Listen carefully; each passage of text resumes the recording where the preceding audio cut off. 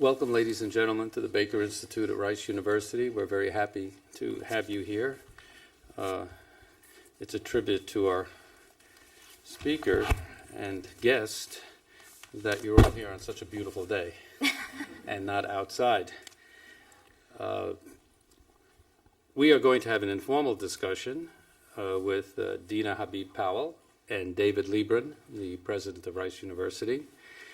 And it's my privilege to introduce Dina. She is an outstanding example of an individual who has burst through many ceilings, glass and otherwise, and who has had some of the most responsible positions in our government and in public service.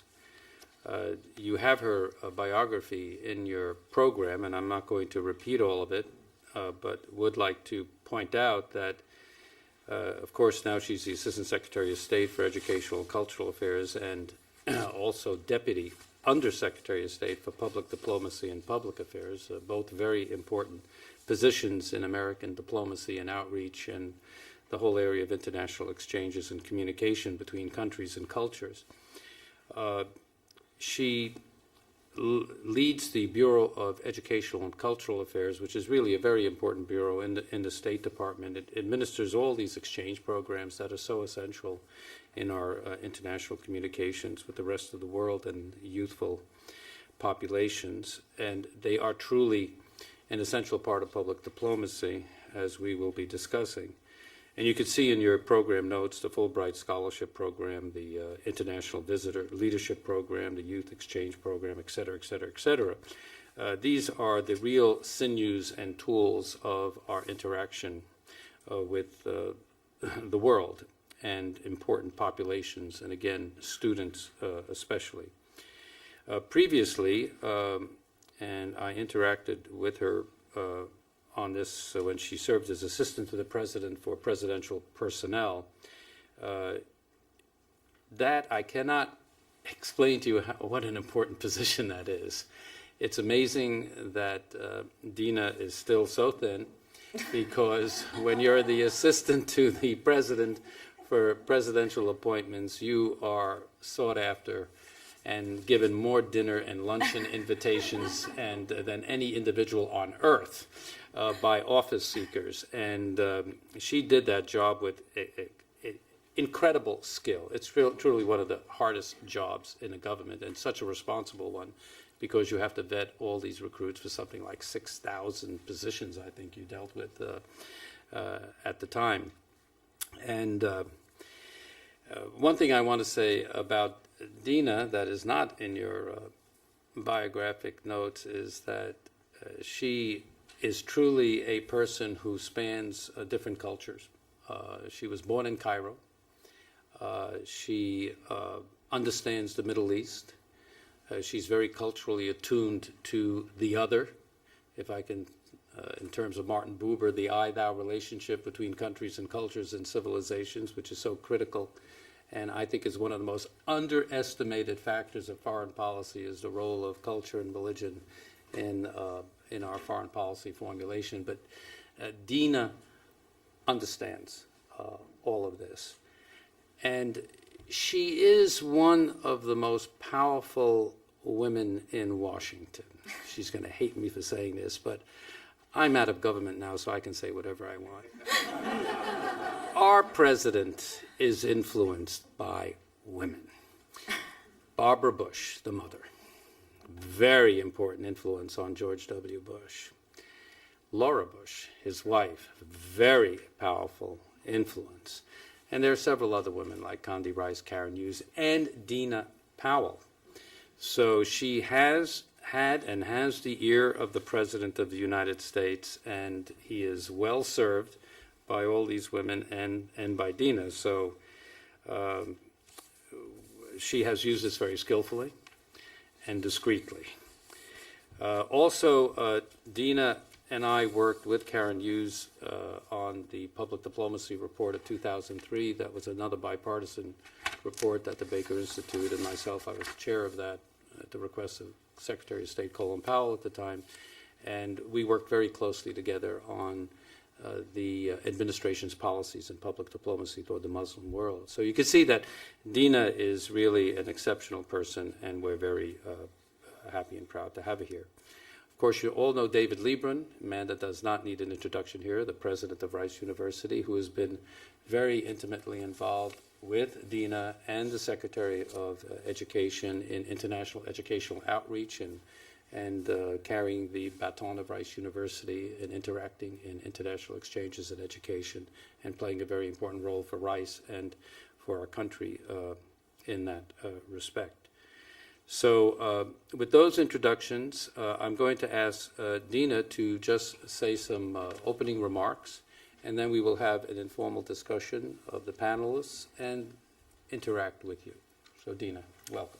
Thank you. Thank you so much, Mr. Ambassador, for those overly kind comments. No, it's all very, true. very nice introduction. I really am so delighted to be here, and really delighted to be with President Leebron, who is, the ambassador mentioned, is a very, very good counselor and friend to Secretary Rice, Secretary Spellings, and myself, and has become a really great travel partner now. But it is really an honor for me to be at the Baker Institute with Ambassador Djerejian. He and I, like he described, have become friends and colleagues working on so many critical issues. And his humility and humor can't take away for the remarkable service he has given to our country. And he doesn't need introduction, but as many of you know, he served as ambassador to Israel, ambassador to Syria, assistant secretary of state for Near East.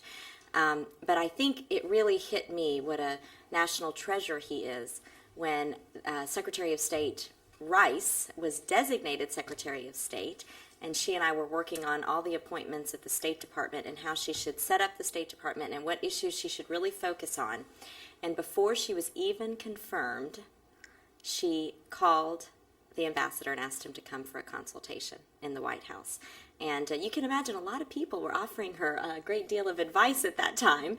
And she wanted to see Ambassador Djerejian and to talk about the path forward for the Middle East and certainly the path forward for public diplomacy and promoting America's values abroad. And just to be totally name-droppy, Jean Becker and I just had a really delightful lunch with President Bush 41 and Mrs. Bush, and they were really talking about the great work that you've done for our country. So thank you so much for letting me come to the Baker Institute today.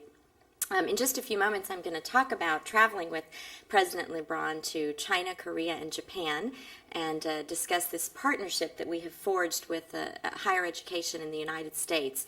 And we really did want to pick presidents of the most important institutions that really are doing the groundwork of international exchanges and international educational exchanges. And we couldn't think of a better place to start than Rice University and President Leebron, who is known around the world. It was like traveling with Bono when I was in China with President Leebron. Let me just tell you, they didn't care about us government officials, but they were very interested that we were traveling with him. All the students, all the university presidents, all the leaders in China knew David Leebron and the work that he's done at this great institution. As the ambassador mentioned, I just want to give a few remarks about just an overview about what Karen Hughes and I have been up to. But I think it's important to start with how it is that Karen and I came about taking these positions.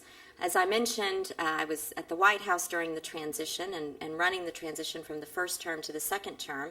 And one of the first appointments the president made was, of course, Condi Rice becoming Secretary of State. And I had worked with her for many years and had the chance to have many meetings and dinners and help think through who she should assemble as her team at the State Department. And it wasn't very hard for her to recruit the best and the brightest. And she had a lot of ideas, having been National Security Advisor. But she kept circling one box on the org chart, and that was the Office of Public Diplomacy, Undersecretary for Public Diplomacy. And as we got to talking about it, she said, you know, this is just so critical. We've really got to have somebody that realizes what a priority this really is. And I mentioned to her that, well, I'd actually been talking to Ambassador Djerejian, and the commission had suggested that this be a very prominent role, whether it was at the White House or the State Department, but you had to send the right signal with who you appointed. And we talked about Karen Hughes, and in fact, it turned out later you had thought of Karen Hughes as well and even recommended that. And so the secretary said, well, there's no way you're going to get Karen Hughes. She's already been here. She is not going to be able to leave Texas again. And if I learned one thing in 4.5 years of presidential personnel, it's that you always call and ask. We've even tried to ask him. Now I'm going to get him in real trouble. But we're too scared of Secretary Baker. But This is on simultaneous webcast. you mean it's not off the record? So sure enough, we called Karen, and it's hard for her, of course, to say no to Secretary Rice and President Bush, but she told me later that she thought she had an out, and the out was her husband and her son, and she thought that, they had given their service and it would be very difficult for them to do it again. So she went home and she said, I just want to talk to you all about the phone call I received, thinking they would immediately say, we don't think so. And it really surprised her when her 17-year-old son, Robert, said, Mom, you have to do this.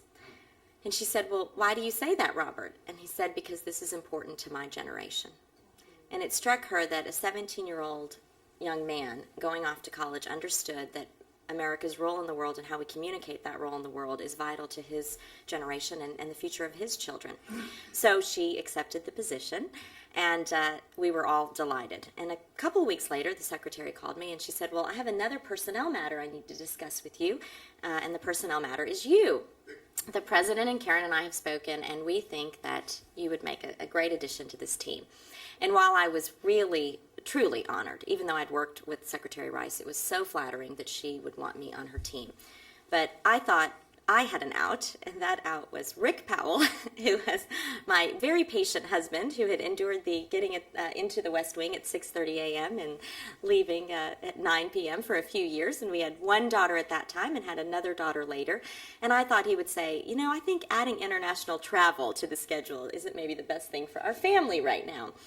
And so when I went home and kind of halfway told him almost, and he said, Dina, you're going to have to do this. And I was so surprised he said that. And he reminded me of the story of when my parents met President Bush for the first time.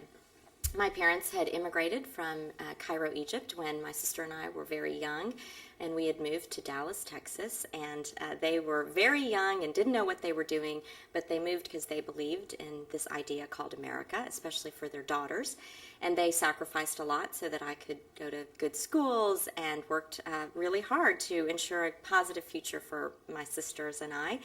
And I will tell one funny story. They never understood why it is that I didn't go to law school. I had deferred law school for what I said would be 1 year, and 12 years later, I am still in Washington. And immigrant parents, I think the ambassador knows, kind of sometimes they only understand certain professions. So I think they thought, well, engineer, doctor, or lawyer, we've sacrificed so much, she's going to have to pick one of these. And since I couldn't quite do biology or statistics, lawyer seemed to work. And I really distinctly remember trying to explain to them why it is that I wanted to do 1 year in Washington, D.C., 12 years ago. And all this time, they'd been supportive, but really didn't understand, I don't think, what I did, until the day they met President Bush. And he walked over to them and greeted them very graciously and said, I'm really delighted your daughter is on my team. And he walked off, and I turned back and thought, well, this is going to be the talk of Dallas. They just met the president. They're going to be so excited. And I was so surprised when they were actually both overwhelmed with emotion, especially my father, who is prone to no emotion most of the time. And when I asked them where this was coming from, they said, we're just trying to compute this young daughter that we brought from Egypt so many years ago, not speaking a word of English, and the fact that she can now work for our adopted country. And I think the reason Rick told me that story was because it isn't just a story about Dina Habib Powell. It really is the story that makes up America. And I really did feel a duty to tell that, because even in these difficult times when I think our country is misunderstood and sometimes not communicating as effectively as we should, we really have a powerful story that the whole world considers this idea called America. So we began this assignment about 2 years ago now. I can't believe that.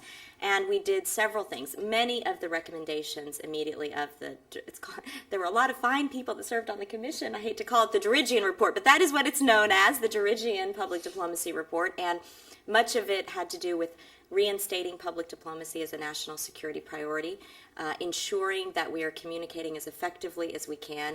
We created the first ever rapid response unit, which was a direct recommendation of the Commission, which analyzes what is said about the United States all around the world with a heavy focus on the Middle East, and then actually puts out myths versus facts and how to effectively respond to this kind of misinformation. And that's now going to every single member of the U.S. government, and I think that's starting to really have an impact on how we communicate.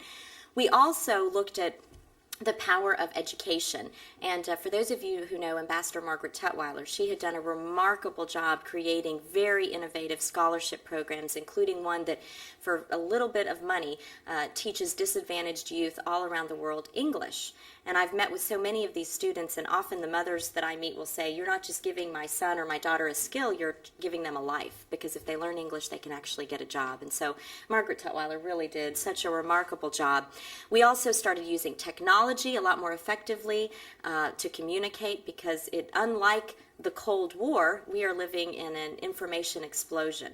There are so many similarities in this ideological struggle between what a previous generation went through, but the communications methods are totally different. During the Cold War, of course, it was a closed society that was yearning for information, and now we have 170 Arab satellite stations, and so we are competing in a really tough communications environment. So we were actively working on so many of these tools. The most important thing, of course, is that we put public diplomacy at the policy table. So now when Iran is discussed, either Karen and I are there, and we think about how these decisions will be communicated to the Iranian people. So I think we've tried as much as we can to do a lot of the work that the Commission suggested and many members of Congress and others did. I think one of the most effective tools, though, and brought us to our partnership with President Leebron, were these exchange programs. And some of them are well known, like the Fulbright, and I'm so delighted to have a member of the Fulbright board here, President Bush 41's Chief of Staff, Jean Becker. We're really a remarkable group of people who run the Fulbright scholarships. And I think rather than tell you a lot of statistics, I'll tell you a very quick story about the power of exchanges. When I was nominated for my position, a famous gentleman by the name of Charlie Wick, who ran USIA, the U.S. Information Agency, as it was called then, for President Reagan, called me. And he said, I'd really like to host a lunch for you for all the people that have had your job over the years. And there were many very impressive people, Ambassador Henry Cato, Ambassador Bill Rue, and others. But the one gentleman that I was so honored took the time to come was Leonard Marks. He had run USIA for President Johnson, and he'd actually become friends with the Johnsons well before they entered public life. He'd recommended to Lady Bird that she should think about buying a little radio station in Austin, Texas. So they were very good friends, and he was sitting happily in his office one day in Manhattan when he got a call from President Johnson, and the president said, Leonard, today at noon I'll announce that you're going to run USIA. And Leonard said, well, Mr. President, I guess that just leaves two questions. What the heck does that stand for, and why'd you pick me? And the president went on to say, it's such an important job. This is how we communicate, how America puts itself out and for the rest of the world to see. And I picked you because you're close to me and because I know you'll do a great job. And Leonard said, well, let me have a few days to think about it. And the president walked out of the Oval Office and announced that Leonard Marks would be the next head of USIA. And I tell you that part of the story because Leonard didn't have a lot of training before he started, so to speak. And when he asked his team, where do we have the most difficulties right now? They said, well, Mr. Director, we really have a problem in the Arab world. They don't understand America. And he said, well, I'd like to have an exchange with some prominent Egyptians. And sure enough, he invited 6 prominent Egyptians to tour all around the United States. And at the end of their visit, he picked him up in Washington, and he took him over to see President Johnson at the White House. The president actually spent an hour with them in the Oval Office. And at the end of that session, one of the men garnered up the courage to go up and talk to Leonard. And he said, Mr. Marks, I want to thank you for this remarkable opportunity, but I also want to be honest with you. I did not want to come to your country. I had heard so many negative things about America and Americans, and I was actually a little bit scared as an Arab man how I would be treated here in your country. Now I realize that was the propaganda, that in fact this is a freedom-loving nation and its citizens respect diversity and have treated me with such open arms, have welcomed me with such open arms. And he said, and when I go back to Egypt, that's what I'm going to talk about with my fellow citizens. And Leonard looked at him and said, well, Mr. Sadat, I'm so honored that you took the time to come. And in fact, that was Anwar Sadat's first trip to the United States. And as Ambassador Djerejian will tell you, that was a critical time. Egypt was making a choice between what partners to have for the future. And a lot of discussion was being had on partnering with the Soviet Union. And Anwar Sadat was the equivalent of the Senate Majority Leader at the time and was able to say, I trust the Americans. And that really is a case of the rest is history. He became such a remarkable leader and a man for peace. And I often now, when we are talking to the ambassadors at the State Department, will tell that story and I will ask, who is your Anwar Sadat? Because these exchanges and who you pick to come, I think really does have a huge impact on really a national security impact. When Secretary Rice travels, almost everybody she meets with was educated in the United States or had spent some time here, and they really do understand our values firsthand. One of the things that we have done, though, was tried to make these exchanges much more strategic, and we focused on key influencers. And we do believe in the power of women, and the good thing is that is backed up by the UN Arab Human Development Report, which cites the deficiency of women as a great deficiency in the Middle East. And so we've created a lot of new programs that focus on empowering women, and often when you empower one woman, you have the ability to empower an entire village, because women often start girls' schools, they start micro-enterprises, and they really do make a huge impact. The other, I think, major initiative that we have taken on is creating a partnership with the private sector, because this work of public diplomacy just can't be the work of government alone. It really will take partnerships like the one that we forged with President Leebron. We brought together last January 120 university presidents, and we began to discuss the issues of international educational exchange, like the visa issue. I like to say that when I first took this job, I got yelled at in English and in Arabic about the visa situation everywhere I traveled, and I was so delighted this year that we were able to announce very good numbers, that we have stabilized the decline since 9/11 of the number of visas that were being issued. We had a record number last year being issued, over 500,000. And the Financial Times, which doesn't often give the administration a lot of credit, actually wrote an op-ed that said the State Department and the government is striking the right balance between openness and security. And that really was the direct result of President Bush really directing Secretary Rice and Secretary Chertoff to work on this issue. The president came to this summit with the university presidents, and he announced a historic program, the National Security Language Initiative, which is very much like the program that Secretary Rice learned Russian on many, many years ago. This was a program that now will be teaching Arabic, Urdu, Farsi, Turkish, Mandarin, and Russian. And we really felt that it was so important after 9/11 to be creating world citizens. And I know that Rice is a center that certainly a center for excellence in this area and certainly focuses on this. But if you look at the number, for example, in China, there are 200 million students taking English paid for by the Chinese government. And in our country, there are just over 25 schools, public schools, that teach Mandarin for a grammar school.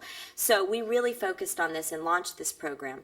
And then we created launched these delegations. And I was honored to join Secretary Spellings and President Leebron. And I know he's going to talk a little bit about this, but we went to China, Korea, and Japan, and we had two messages. The first message was we welcome foreign students and that our doors are open for foreign students. But it was also that we really want to encourage American students to study abroad and take foreign languages. And when we announced a series of scholarships, those of us at the State Department were a little nervous about who would be applying. We launched 150 last summer, and this summer we launched 300 scholarships for undergrads to go to places like Istanbul and Beijing and Amman and Cairo. And we really wondered how many people would apply, and we had 6,000 applications so far, just for those 300. So we really think there is great interest in American students traveling abroad and studying abroad. I want to wrap up, because I want you, of course, to hear from President Leebron and to take your questions, but I do want to maybe take on one issue head on. We're doing all of these initiatives, and we understand that the work of public diplomacy is a long-term effort. It took our predecessors a generation to win the battle for hearts and minds during the Cold War. And Karen and I believe that our job is to build the new institutions and foundations for this next generation, and we're on that path. But I know it wouldn't be very credible of me not to recognize that we really have a serious issue. And there is a lot of misunderstanding after 9/11 about several of the decisions that have been made for our nation's security. But everywhere I travel, I really do find much more unity about what's at stake. That there's an ideology that really does want to take away our very way of life. And we may disagree with allies and partners around the world about certain issues, but there is a lot more unity on how important it is that we partner together. And I was reminded of this when I was in sub-Saharan Africa just a few weeks ago. I visited Uganda, Kenya, and Rwanda. And I went to the refugee camps, or the IDP camps, in northern Uganda. And I really was so proud to be an American. You know, in the midst of this horrific suffering and devastation that overwhelms you, there were people standing there with bags of food that said, "A gift from the American people." And I was having children come up to me, little children, saying, "Please thank the American people for their partnership." And then I went to an AIDS clinic in Nairobi. And I met this woman who had on her lap a little girl who was 5 years old, the age of my eldest daughter. And she said, "You know, 4 years ago, I was diagnosed. I tested positive for HIV/AIDS, and I was told that I should just go home, and unfortunately I would die. And all of my family abandoned me. And the only hope I had then was, could I find an orphanage for my 1-year-old daughter?" And she said, "Thanks to President Bush and the President's plan for AIDS and for the tax dollars of the American people, my hope now is going to be fulfilled. I'm going to get to see my daughter grow up. And I hope you will remember to thank the American people for that." And I really was so proud that it is our values around the world that say that we believe in the preciousness of each life. And I'm particularly honored today because I know that Dowdy Mbeka is here today, and he is the son of the great energy minister in Uganda. And I really was so moved when I was there about how they are partnering with us on all of these different programs. But I'll close with my favorite story from Uganda. We had a reception for our Fulbright scholars in Uganda at the ambassador's residence. And often at these receptions, I invite one of the recipients to stand up and say a few remarks. So we picked a gentleman who actually had received the first Fulbright from Uganda in 1951. And he had come back, as so many of these exchange participants do, and he had become the head of the entire university system. And he was also really funny. So I thought I'd picked a wonderful spokesperson, and he started talking about his experience and how he wanted to thank the American people, and it was just so wonderful. And then he started talking about how, even though he'd been studying in the Northeast, he wanted to visit Texas. So he decided to come on his own and go on a trip to Texas. And he got off of the airplane, and he was hungry, and he decided he wanted to go find a diner. So he was in El Paso, Texas, and he went into the first diner that he could find. Walks in, and he sits down in a booth. And a lovely waitress comes up to him, and she says, "Well, welcome, sir. I'm happy to serve you, but unfortunately, you can't sit there." And he said, "I'm sorry, what do you mean?" And she said, "There's another section for you." And as soon as he said that, my heart sank. And I kind of was noticing the cameras in the back, the CNN and BBC cameras that had shown up. And quite honestly, my heart sank because I was obviously embarrassed of that part of time in our history. So he said, "Well, I didn't really understand, but I was so hungry I moved to a section and I had my meal. And I finished my meal, and then I went out and I wanted to see El Paso. So I got on a bus, and boy, it's hot, and I just really was tired, so I decided to sit down in the first pew. And the bus driver looked at me and he said, "I'm sorry, sir, you can't sit there. There's another section for you." And this is the point where I was really starting to cringe. And he said, "You know why I tell you that story? Not because it was a stain on America's history, but can you believe this country, in just 50 years, has gone from a segregated society to having 2 African American secretaries of state? And how much I hope that my beloved Uganda will have this great belief in the power of the people and the possibility for the future." And I realized that even though that story might have been a little embarrassing, often as Americans, we are at our greatest when we talk about the fact that we've had a bumpy road in this democracy, that we are not perfect, that we have some things to be humble about. And I was really reminded about that when Secretary Rice and I were speaking to a group of students, and one of them stood up and said, "How does it feel to be the most powerful woman in the world?" And honestly, the Secretary of State started laughing, and she said, "I don't really think too much about my own power, but I do think about the power of the ideals that allowed an African-American girl from rural, segregated Alabama to one day become the Secretary of State." And that is, I think, the power of the ideals of our country that we should be proud to communicate, even when times are tough.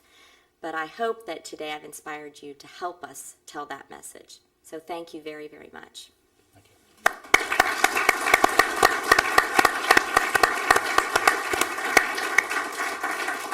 Thank you very much, Dina. I'm now turning the floor over to David Leebron, who will discuss his perceptions on international education and the role of the universities, the private sector.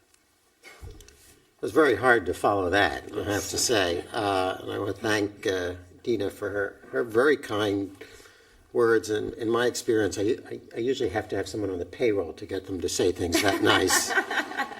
I want to sort of put the trip that we took and where I got to know Dina in context. Some of the context may be obvious, but I think it's still important. Of course, this goes back to 2001.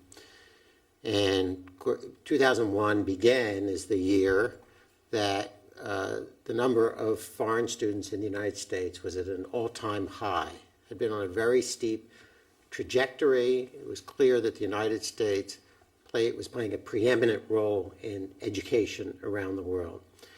And then, of course, came September 11th.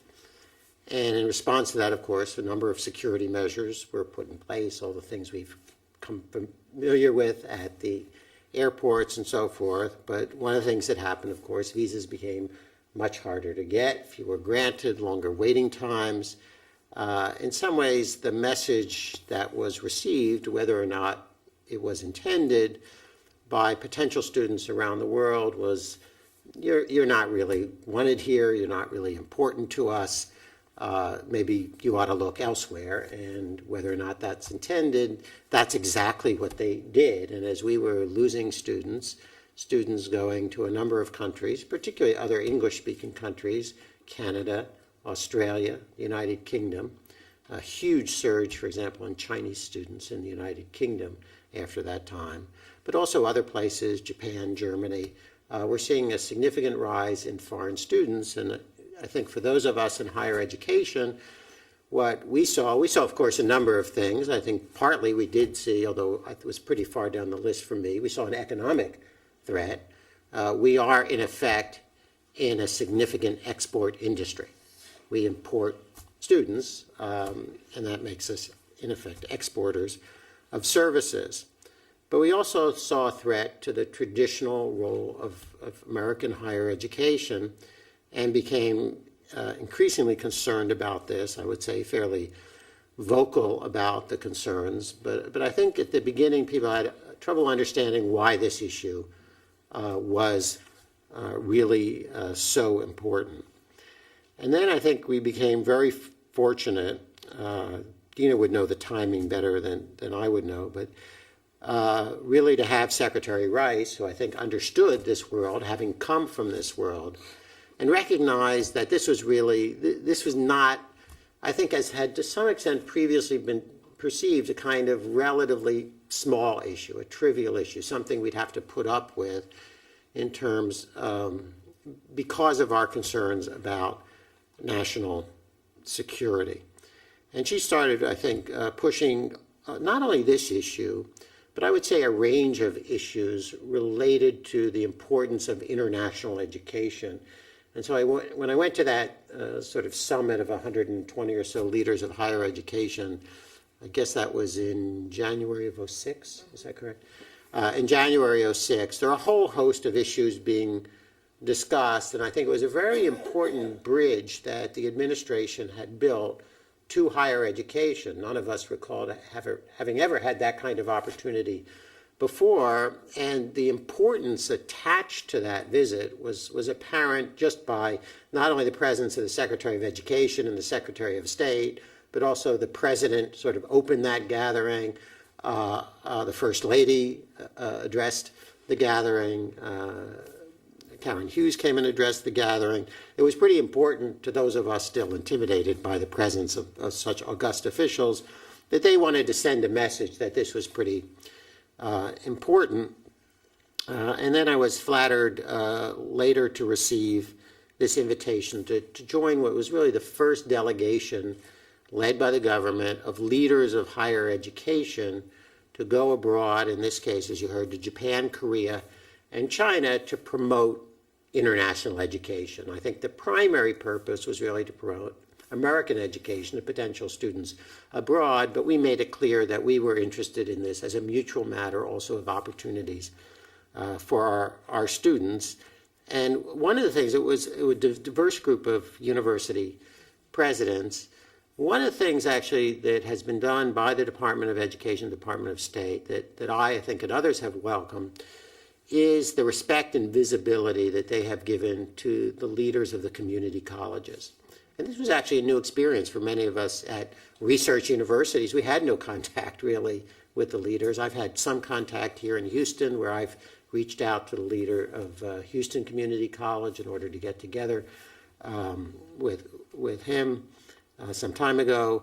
But two of the members of the delegation were from community colleges, and the others were from a range of universities. Quite a number of research universities were probably overrepresented on this delegation, and I think correctly so. And it was a great opportunity not only to connect with our sort of counterparts around the world, but also with each other. I spent a lot of time with Assistant Secretary Powell and also Secretary Spellings, and that gave us an opportunity to vent in a relatively friendly atmosphere over beer or wine or coffee, as the case may have been. And so I think a good relationship.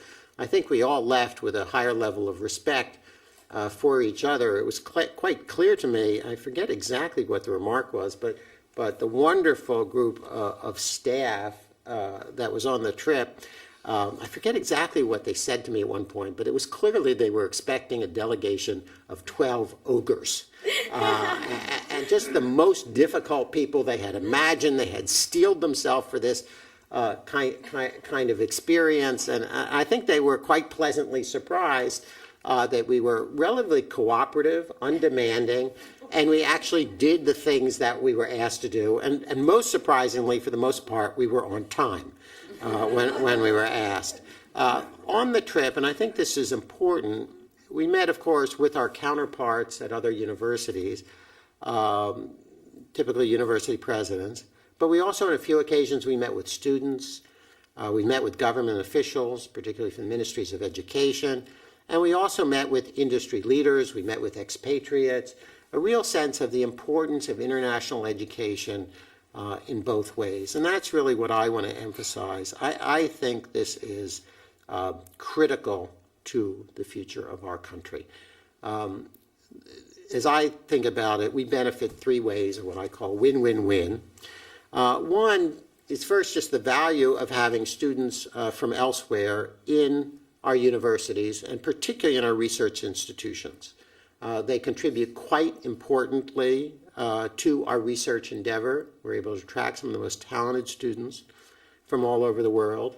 They also enrich their fellow students. There's no better learning that takes place about other cultures and other peoples than the sort of casual learning that takes place from interacting with one's fellow students. That's part of the reason we're very happy with a very high level of foreign students represented in our graduate programs.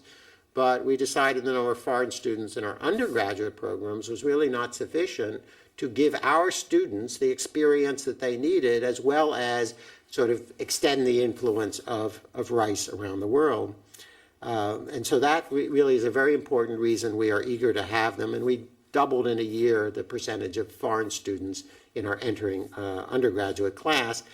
And the third reason, which again is not so, in my view, as critical, but I still think noteworthy, is just the economic impact of having these students. Of course, there's the economic impact for our institution, and we would have some difficulty functioning the way we do without having the foreign students we have. But just to give you the numbers, the net economic impact annually in the United States is $13.5 billion. That subtracts out foreign aid, because I know that's the first question. What about all that foreign aid? That's after foreign aid. Just in Texas, the net economic impact is $891 million. So that's, I think, those are the benefits from having them here while they are here.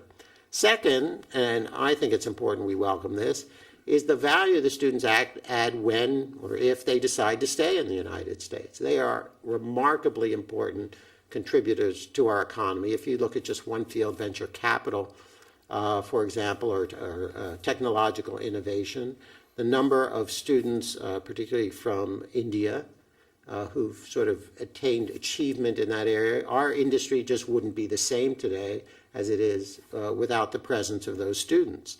And so they add in many ways if they decide to stay. And third, and I think you obviously picked this up from Dina's remarks, is they become ambassadors of American values and American experiences when they return to their home countries. Is that 100%? No, it's not 100%. But is it in the very high 90s? Yeah, I think it is in the very high 90s. And more often than not, they become the leaders in these countries. And one of the things I have urged during this trip was that we need to think of the openness of our borders in this particular sense as a matter of national security. Not simply the economic value, but rather it adds to our national security to be educating not only people from around the world, but leaders from around the world. And the reason I think that's so important is because if we don't think of it as a matter of national security, then every time we face a national security threat, we will sort of put this off to the side. If we understand it as a matter of national security, we'll say, okay, we have national security on both sides of this equation. We need to protect our borders, but at the same time, for the future influence and stability and safety of the United States, we need to contribute our role in educating world leaders. And I think if we think about it that way, we will reach an appropriate balance. Just as an example of sort of the influence, in addition to this trip, I guess now almost 2 years ago, I took a trip to China, traveled to many of the major universities in China, met leaders in the ministry. We just had a delegation of 24 university presidents and chairmen and others here at Rice for 2 weeks, basically for the purpose of learning about American higher education. We were very honored that they chose, that the Ministry of Education chose Rice for this. But the point I want to make is many of these were already, the leader of the delegation, person from sort of the top-ranked university, had received his PhD at Brown University. And I think that illustrates what we saw when we visited China is a new generation of leaders of Chinese universities who have been educated in the United States. Now, I think that's very valuable to the United States. It's also in a way that I think is actually positive, very threatening to the United States. They are going to build outstanding universities. Ultimately, that's, I think, to the benefit of the world, and we should welcome that, but we should also make sure that we continue in our ability to educate our students in outstanding ways. And I'll take this opportunity to voice a small concern I have, because as I look at the Chinese universities and what's going on there, and I look at American universities, what the Chinese universities have done, and they're pretty clear about this. But let me step back actually and say a word about these university presidents, because China is a hard country to understand in many ways, given its particular history, our understanding of that history. When we sat down with these Chinese university presidents, what are the things they were concerned about? Well, one of the things they're concerned about is competition, right? How do they compete for the best students? Increasingly, they're concerned about raising money, right? How do they go out and raise money from their alumni? So the world over there is changing, and more or less they've looked at the landscape around the world, and they've said, where is our model? I can't resist. Got a free copy of The Economist on my flight back yesterday from Washington. Almost made up for being late. Here's The Economist, an article, this is their Lexington piece. The title is American Idiocracy, talking a little bit about our immigration issues. And we just wanted to read one sentence. America has the world's greatest universities and biggest opportunities for the truly talented. Those two things are not disconnected. They are truly because of each other, in a sense. And my concern is what's going on in China. In China, they are pouring money into their universities, and particularly into the research endeavors of their universities. And they are preoccupied with not how to increase the substantive knowledge of their student bodies. As the Vice Minister of Higher Education of China said, we know how to put substantive knowledge into people. What we have trouble with is figuring out how to produce creative, imaginative, entrepreneurial people, the thing that American higher education has succeeded at. So when I look around, what concerns me a little bit is the sort of flattening rate of investment by government in research. At the same time, our future competition is heating that up, and an increasing emphasis on measuring things.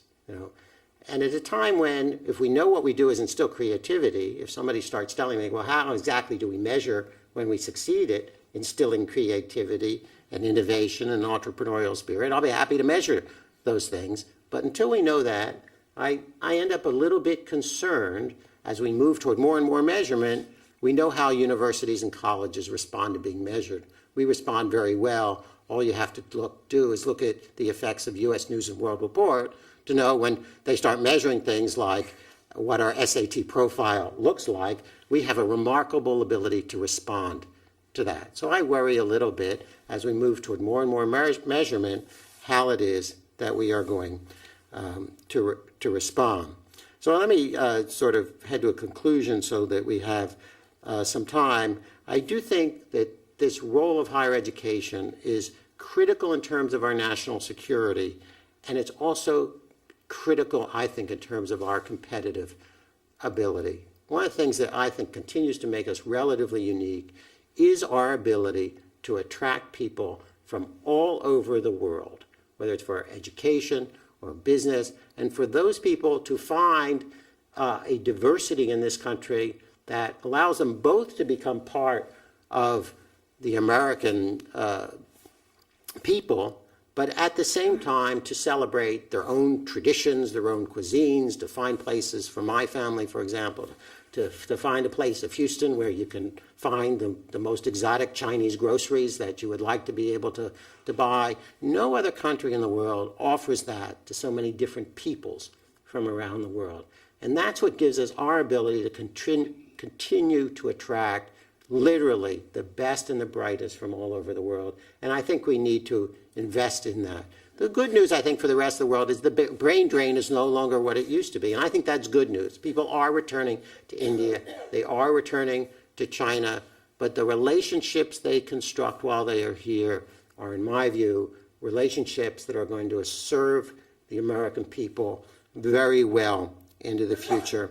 Let me just make one more observation, which is about our own students, because I think it's critical for the success of our own students that they have these international experiences, that they have an opportunity that exposes them to other places and other cultures. And that, used to be when I was certainly growing up, that meant mostly sort of looking over to Europe and thinking of the opportunities there. I was an exchange student to Germany. That was an incredible experience. But I think our students today are not reflecting in their choices the changed nature of the world that they will face. And just as an observation, more than half of American students who go abroad are still going to 5 countries: the United Kingdom, Italy, Spain, France, and Australia. That, in my view, is not the pattern we need for the future, which is the reason, in terms of our efforts, we're very focused on building opportunities in China. I went to India in January for the purpose of building opportunities there. I mean, even if you don't speak a foreign language, India is a place that you can go and have a very different experience, frankly, than you would have in the United Kingdom or Australia.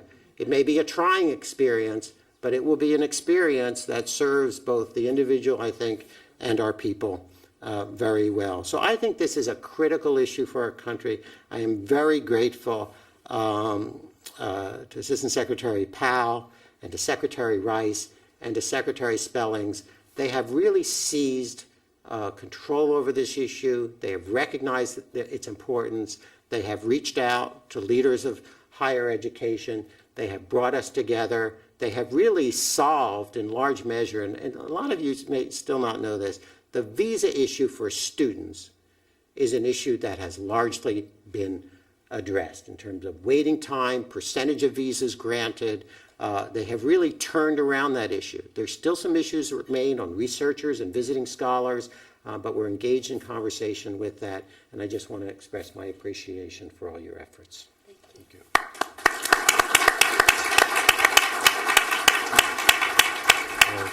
Thank you very much, Dina, David, and excellent presentations. I'm now going to open the floor in the remaining time we have for your comments, questions, and interests. Chris? Yeah, Chris Bronk, Baker Institute. I want to bring up the visa issue. Last week, during the middle of the crisis over the British Royal Marines and sailors who had been picked up by the Iranian Revolutionary Guards, there was a wonderful New York Times story about an Iranian punk rock band that got to play in my hometown, New York City. And I said, oh, these guys must be from L.A. because Persians in L.A., there's a relationship. And I went and checked my notes, and I reached out to some friends at the department, and I figured out that these guys were, in fact, Iranians. And they got their visas in Dubai because we have no embassy in Tehran. And they came here. They didn't get here in time to play South by Southwest in Austin. There was a little holdup. But they got to play New York. And that's something that they're risking their lives for. And what I'd like to see is every possible opportunity for the department to make these kind of connections that hit youth square on the nose. Because I know these guys are going to go home having had a great experience with something that I've done, getting in a band and playing rock music in the United States as a young person. And it's going to change them, and they are the elite. So with that story, I'd just like to ask one quick question, which is, so many of the folks that we see far along in their careers, they say, I learned so much in your USIA library, the Franklin Library, whatever historical figure. We don't have those libraries anymore. They were dismantled, and now with terrorism, it's hard to run a library. How are we going to replace them? Well, let me take Iran. And Chris, I'm worried people are going to think this was a planted question because... This is ambush academia. I'm a former foreign service. Right. No, I know, but I'm so glad you asked. I'm glad you asked the question about Iran because I obviously wanted to. I didn't want to go on and on in my remarks, but Secretary Rice, about 8 months ago or so, called me because President Bush decided he wanted to reinstate government exchanges with the people of Iran, the first time since 1979. And this was a remarkable change in U.S. government policy. As you know, the international community is engaging Iran right now in a very serious discussion about their government's intentions. But the president wanted to ensure that there was another side in communicating with the Iranian people. And he wanted to do a few things that showed we really do respect the rich history and culture of the Iranian people, and we want to learn more about it. And so with that authority, our Bureau actually created some new exchange programs, and it was through the office in Dubai. This week marks the second such group being here. We have had a tremendous amount of success. The first group was 14 doctors from Tehran, many of them age researchers, and they came and traveled all around. In fact, one of the interpreters told us later that when they went to see the Carter Museum in Atlanta, one of them, a youngish one of the group, said that it was one of the few pictures they'd ever seen of the Shah of Iran in the library.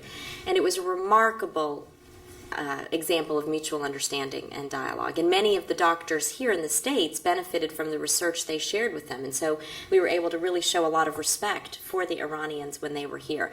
And as I mentioned, we had the second group here, and they are having a great trip. And you're right. We have heard through many people that this trip had a huge multiplying effect when they returned to Tehran. And we were pleased that they returned safely to Tehran. We also just sent the U.S. wrestling team to Iran, and they had many matches with the Iranian wrestling team, and we've invited the Iranian wrestling team to come here. So we absolutely agree with you that this is the right kind of diplomacy to be engaging in as we're having a very serious debate on what's happening with the leadership there and what the leadership should do. So I'm really pleased that that program is going well, and we have several more programs coming. And I think I might let Ambassador Djerejian, do you want to answer the library one? On the, we addressed this in our Public Diplomacy Commission report in 2003, but we agree with the thrust of your question. With the incredible security threats that our missions overseas now face, especially after 9/11, many of our embassies and consulates have become fortresses.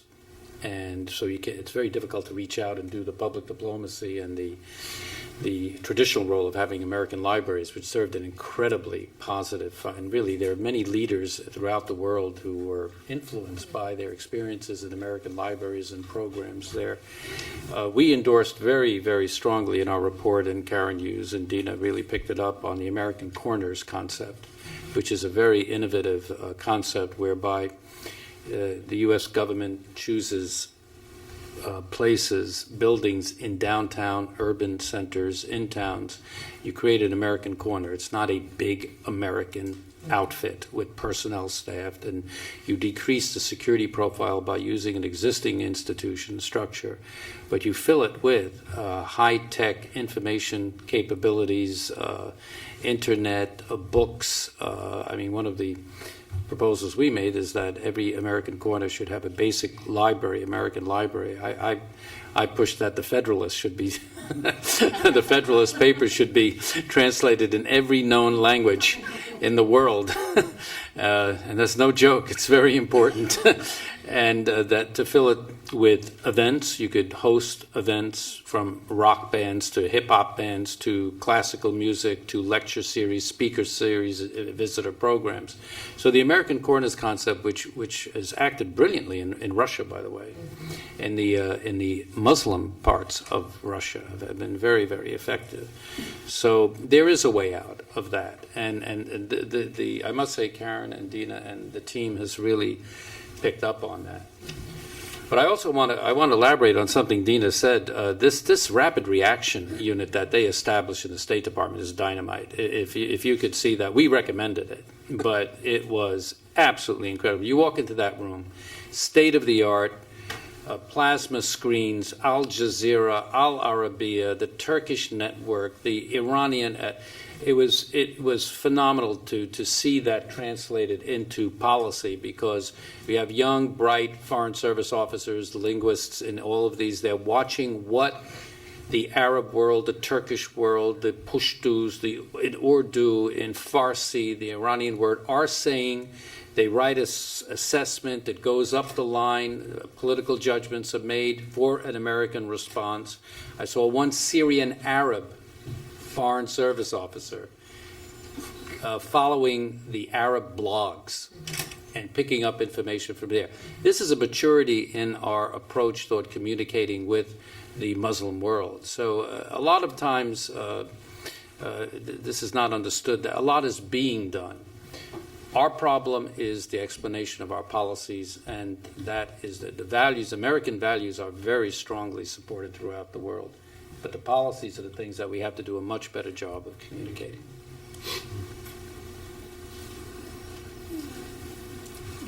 Yes, sir.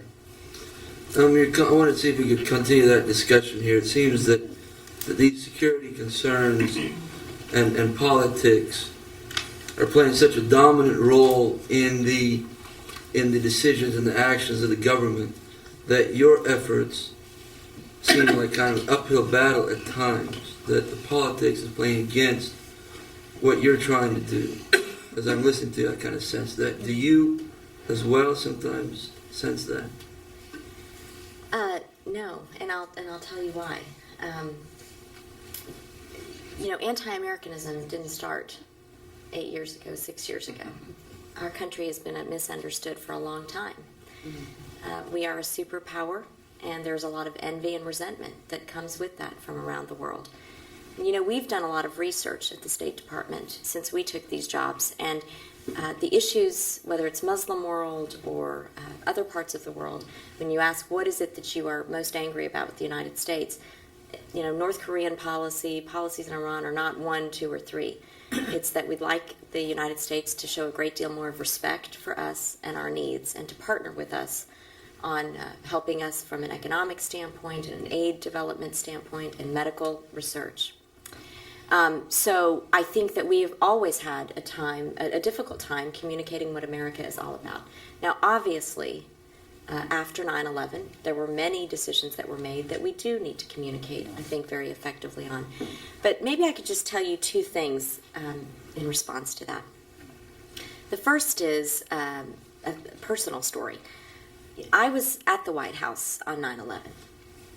And I remember distinctly sitting at my desk and waiting for an appointment to come, somebody that I was going to interview for a very important job. And I was watching TV, and I turned it on and saw the first plane that hit the World Trade Center. And strangely, my husband called me, and he said, I really think you should get out of the White House.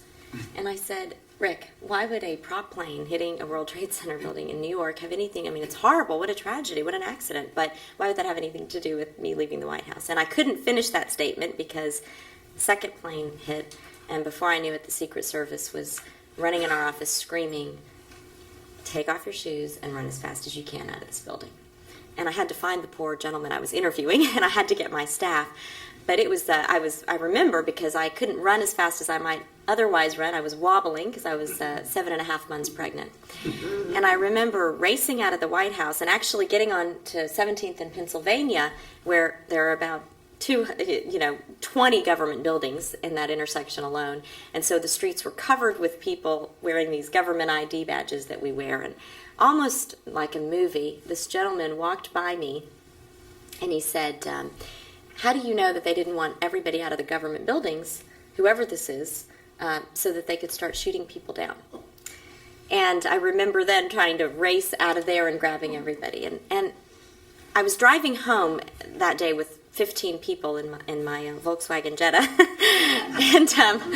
and the 15-hour commute took 4 hours, and I had a lot of time to think. And I thought, well, surely tomorrow, I don't know when we'll be allowed back in the White House.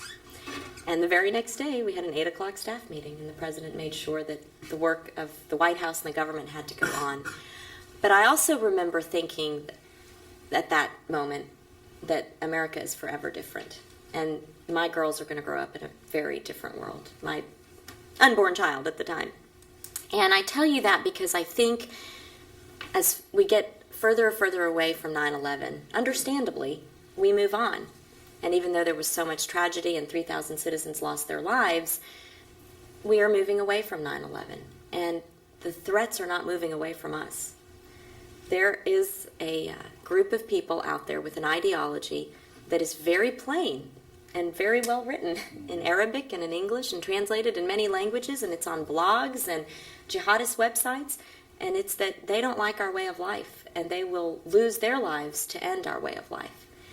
And I don't mean to be too dramatic, but I think it's important that we recognize that the president and the government have had to make a lot of decisions and look at threats in a very, very different way after 9/11. And even the president has said not every decision has been perfect and mistakes have been made. But I think it is important to remember that the motivation is absolutely right, and it is absolutely important that we use every kind of power we have, especially soft power, when it comes to battling this ideology. Gentleman here. That's you. Yes. You're on. Yeah. I was born in the States. I have a European mom, Caribbean dad of European background. I was born here, left quite early, and you mentioned about the perception of the United States. And one of the things is, it's always struck me, because I came back when I was 19, and first of all, we call the United States all everywhere except here. You call it America. In the Caribbean, America is not just the United States. It's the whole thing. That's one first perception that says, wow, why don't they want to call it just the United States and not America only, when all the other constitutions also say Americans. Down there, the constitutions say, we Americans. That's one first thing. It's like, most people don't know because of education. They don't know it.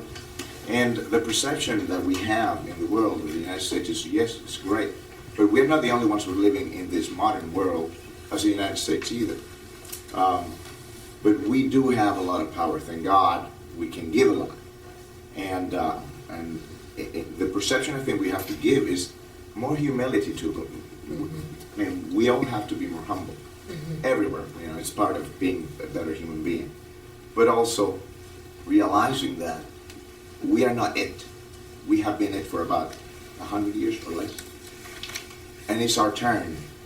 You know, and in the education thing, we need to come in and bring people to bring out our ideals. But it's not necessarily our ideals. Our ideals have been around, when you read history, since the times immemorial. What we're trying to balance is more modern things. Is women and men have the same opportunity and we have the same rights. And I think that when Mr. Leebron was saying it's so important. Yes, we need to bring people to see and bring it up and make more of us. My daughter's here, I'm here, but I take her everywhere. We need to go more everywhere, not just, as he said, Spain, Australia, Germany, and England. And maybe in universities should make that much more open and available in making that. Because, you know, when someone comes from Mexico and they go, when did you come to America? Darn it, they've been in America forever, you know. And that's one thing that is shocking to people. Why? It's like a big rich brother telling me, oh, when did you come to the Duluth? I'm a Duluth. You know, that kind of thing. Bringing that opening of understanding that we know also, and we don't hang on to things just because I have it. Thank you. Thank you for your comment. Sir. Yeah, we've been talking quite a bit about the perception of the United States in other parts of the world, like the Middle East. Just the reciprocal of that is an interesting question to me. You mentioned that the 300 scholarships that have been created. I think you said you've had 6,000 applicants for that, for students to go overseas to study. One of my other concerns is the perception of other parts of the country in the US. Other parts of the world, particularly the Middle East, that exists in the US. I was an international student as well, and it's always an interesting thing to determine, well, while it is important to be clear about what perception, say, Arabs in the Middle East have of the United States, what does the reverse look like? And I'm just wondering what other initiatives besides this 300 sort of scholarship thing is being done to sort of promote that? Because clearly there are misconceptions here too. Thank you for asking that. First of all, 300 is a pilot program because, as I mentioned, we are trying to see if there's any interest. And if we get the funding from Congress, it will be much larger than that. But just to give you a sense, we do 30,000 exchange participants a year. But you really did hit on a good point because I'm charged with America's image and our public diplomacy, but it's becoming a new profession around the world because a lot of countries are very concerned about what Americans think about them, and we don't spend enough time, I think, thinking about that. But I'll tell you one example of a partnership that we had with Saudi Arabia. Obviously, there's a lot of concern in Saudi Arabia that people in the United States after 9/11 have the wrong perception of the people there. And we actually invited a group of religious leaders from Saudi Arabia. This is a new thing that we've done, and we invited a group of them to come, very conservative religious leaders from Riyadh, and they came on a tour to the United States, and they agreed to partner with other religious leaders, some rabbis, some evangelical Christian leaders, and they did a terrific job dispelling misperceptions about Saudi Arabia, about Islam. They were terrific ambassadors for Saudi Arabia, and it really did have that two-way effect. They were able to see firsthand that we have a rich and vibrant respect for all religions here in the United States. In fact, in one conversation that we had with them, I asked them what surprised them the most about their trip, and I did brace myself for, did they watch Desperate Housewives, or, what did they see on TV? And one of the leaders told me that they were so surprised just how many mosques there were, and even in the universities, a great respect for religious diversity. They were at one of the D.C. universities, and it was a prayer time, and the president of the university said that he'd be honored if they used their student prayer room.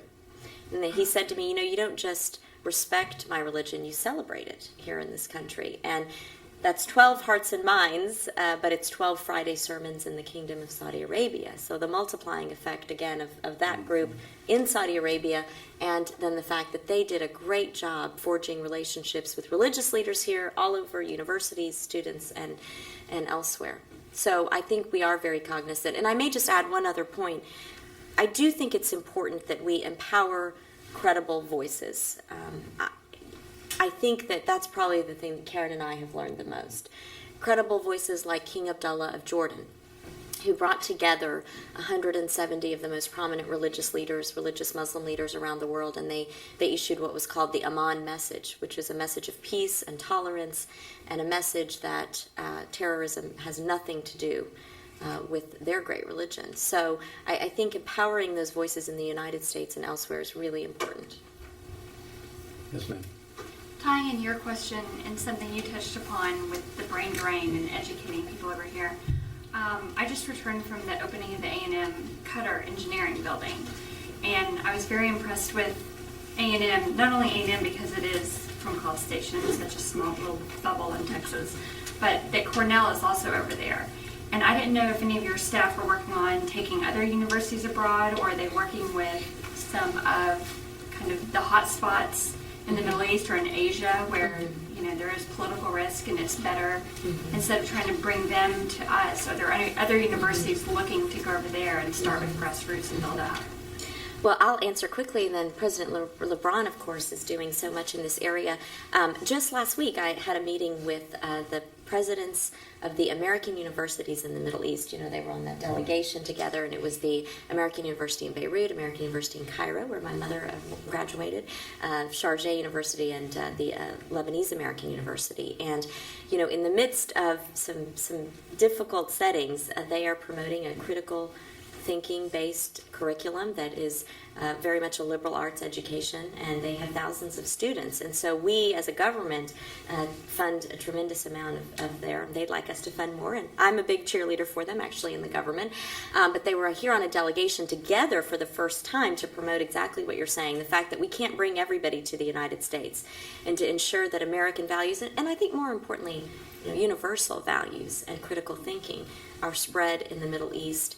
And certainly in Asia, it will require these kinds of institutions. And so, on the one hand, we're trying to certainly fund some of them, but more importantly, it's a key tenet of our partnership, encouraging all universities in the United States to not only invest in students abroad, but to open similar kinds of institutions.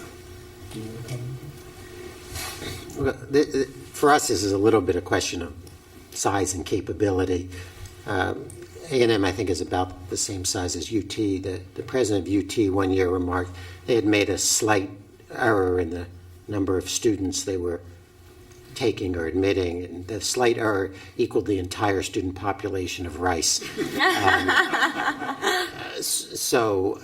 I think for where we are is thinking that setting up sort of branches or subsidiaries around the world is not our particular strength. We intend to go forward in a couple different ways.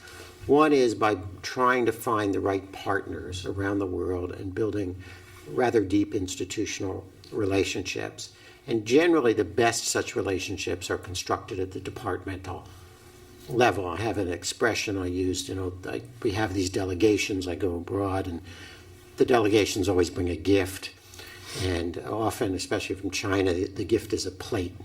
I have a wonderful plate in my office from, I think it's from Peking University. It's a beautiful plate. So I have this expression, plate relationships. They give us a plate, we give them a plate, and maybe you exchange an MOU. And the problem is, how do you give content to these relationships? And so our experience is, if you can build a relationship at the departmental level, where researchers have a relationship, and then you follow that with students, we think that's a very productive thing to do. And so we've sort of focused now mostly on China and India, figuring out how now to move to Latin America. But when I was in India, this is a big question in India, because there are a lot of American universities, Ohio State, for example, they want to go over there and set up branches. Our goal is to build partnerships. The other thing that we think we can do, partly because we're a relatively young university and think we have a really great history, is we've tried to play a role, as we did with the formerly International University of Bremen, now has a different name, in terms of being a place that's a model for universities trying to develop, and as we did with the Chinese leaders, bringing leaders of universities around the world, both to develop relationships, but also to help those other universities in their thinking how to develop. We think through those two kinds of relationships, we can create opportunities for our students around the world, and I think part of that also is faculty exchanges. So we're going to, for the most part, that's not to say there might not be some extraordinary opportunities, but for the most part, we're going to leave it to other universities to establish branches abroad, and we're going to focus on building deeper relationships with our partners in various countries. An addendum to that, we at the Baker Institute are establishing, I was on the Texas A&M Qatar Advisory Committee. I'm an Armenian and I'm not an Aggie. I don't know how I got on that advisory group, but we are establishing some very deep ties with Qatar and Qatar Foundation, and they gave us a very generous grant to study. Believe it or not, we gave them a menu, and they chose international embryonic stem cell research. So we are going into a program with Qatar on that, on the policy issues on embryonic stem cell research. And we are also establishing a number of ties in other areas. In fact, Sheikh Moza is going to be here next month to launch the Baker Institute's new Kelly Day program on the human rights and the role of women in the Middle East. So as David is saying, what we can do is go into particular arrangements that are significant and but not establishing branches. Well, thank you very much. I have to close it off because our distinguished guest does have a schedule. But I want to thank you very much, David, Dina, especially for coming down and spending time and for your wonderful insights. We really appreciate your being here. Thank you very much. Thank you.